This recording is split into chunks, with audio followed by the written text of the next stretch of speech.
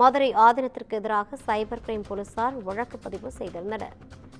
இந்த நிலையில் மதுரை ஆதீனம் வழக்கு தொடர்பாக காவல்துறைக்கு உத்தரவானது பிறப்பிக்கப்பட்டுள்ளது. வழக்கை ரத்து செய்யக்கோரி மதுரை ஆதீனம் தரப்பில் சென்னை உயர்நீதிமன்றத்தில் மனு தாக்கல் செய்யப்பட்டது. இதுகுறித்தான கூடுதல் விவரங்களோடு இணைக்கிறார் நமது செய்தியாளர் சக்திவேல். வணக்கம் சக்திவேல், கூடுதல் விவரங்களை வழங்கலாம்.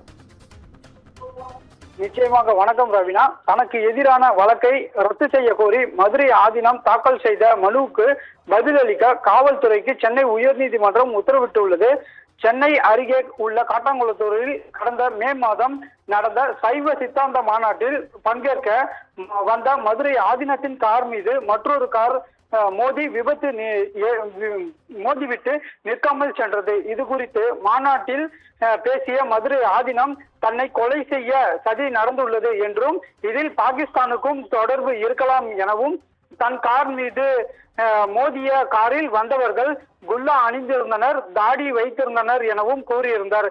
இவரது பேச்சு இரு மதத்தினருக்கும் இடையே குழப்பத்தையும் மோதலையும் உருவாக்கும் வகையில் இருப்பதாக கூறி சென்னையைச் சேர்ந்த வழக்கறிஞர் ராஜேந்திரன் அளித்த புகாரின் அடிப்படையில் ஆதீனத்துக்கு எதிராக சைபர் கிரைம் போலீசார் வழக்கு பதிவு செய்திருந்தனர். இந்த வழக்கை ரத்து செய்ய கோரி மதுரை ஆதீனம் தரப்பில் சென்னை உயர்நீதிமன்றத்தில் வழக்கு தாக்கல் செய்யப்பட்டிருந்தது. அந்த மனுவில் விபத்து குறித்து ஊடகவியலாளர் எழுப்பிய கேள்வி மட்டுமே பதிலளித்ததாகவும் தனது தரப்பில் இருந்து எந்த அறிக்கையும் அளிக்கப்படவில்லை எனவும் தெரிவிக்கப்பட்டுள்ளது.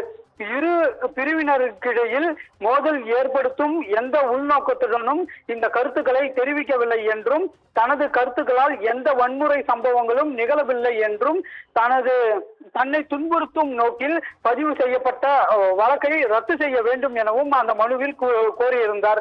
இந்த மனு நீதிபதி பரத சக்கரவர்த்தி முன்பு விசாரணைக்கு வந்தபோது காவல்துறை தரப்பில் ஆதீனத்தின் பேச்சுக்கு எதிர்ப்பு தெரிவித்து அளிக்கப்பட்ட புகார்கள் மீது வழக்குகள் பதிவு செய்யப்பட்டுள்ளன. மதுரை, கோவை போன்ற இடங்களில் போராட்டங்களும் நடத்தப்பட்டுள்ளன. மத நல்லிணக்கத்துக்கு எதிராக தேவை இல்லாமல் ஆதீனம் பேசியுள்ளார். இந்த மனுவுக்கு பதிலளிக்க அவகாசம் வழங்க வேண்டும் எனவும் கேட்டுக் கொள்ளப்பட்டுள்ளது. இதனை ஏற்றுக்கொண்ட நீதிபதி ஆதீனத்தின் மனுவுக்கு பதிலளிக்க காவல்துறைக்கு உத்தரவிட்ட விசாரணையை ஆகஸ்ட் 14ஆம் தேதி தள்ளி வைத்துள்ளார். ரவினா, கூடுதல் விவரங்களை வழங்கியமைக்காக நன்றி சக்திவேல்.